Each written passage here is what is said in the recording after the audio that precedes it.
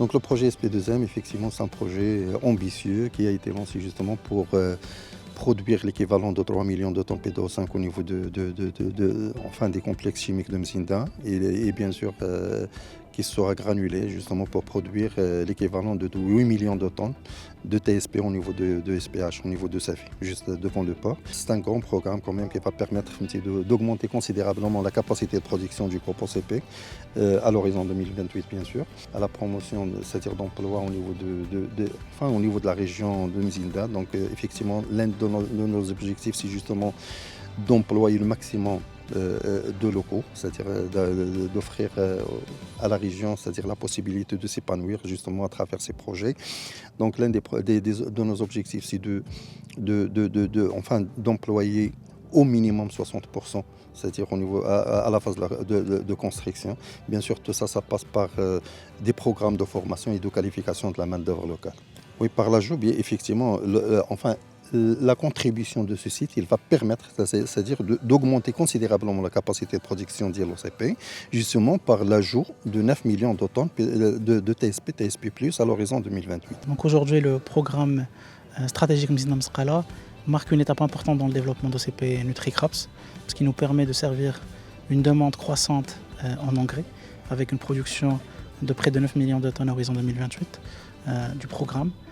Il nous permet aussi de mieux accompagner les agriculteurs de par le monde avec des produits adaptés et durables. Et avec la production du TSP et TSP+, il nous donne les moyens de promouvoir encore plus la gestion efficiente des nutriments sur la base et conformément aux principes des 4 R, c'est-à-dire proposer le bon engrais au bon moment, avec la bonne dose et appliquer au bon endroit. Et aussi de favoriser la gestion différenciée des nutriments, c'est-à-dire appliquer notamment le phosphore à un moment différent de l'azote pour permettre à la plante de l'absorber de la meilleure des manières et améliorer l'efficacité de ces produits. Nous envisageons à travers ce programme MPH Mzinda Phosphate Hub à produire 1,5 million de tonnes d'acide phosphorique à l'horizon de juin 2026. Bien évidemment, cette production ça doit être augmentée pour atteindre une capacité de 3 millions de tonnes à l'horizon de juin 2028. Bien sûr, les spécificités de ce programme, c'est que ça serait un programme vert à travers principalement le choix des procédés qui respectent les normes environnementales et seront au-dessous des normes en termes d'émissions au-dessus des normes de la Banque mondiale. Bien sûr, nous utiliserons des eaux non conventionnelles, principalement à partir de l'eau non conventionnelle issue de dessalement de Safi. Et nous prévoyons, Inch'Allah, de valoriser nos byproducts, notamment le phosphogypse et la phyllosilicée.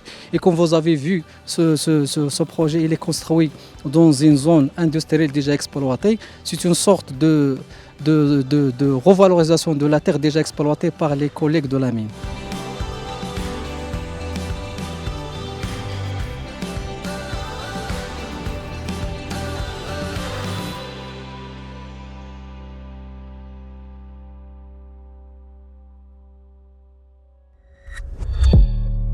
ما تنساش تشترك في القناة وتفعل الجرس باش يوصلك جديد الفيديوهات من هسبريس.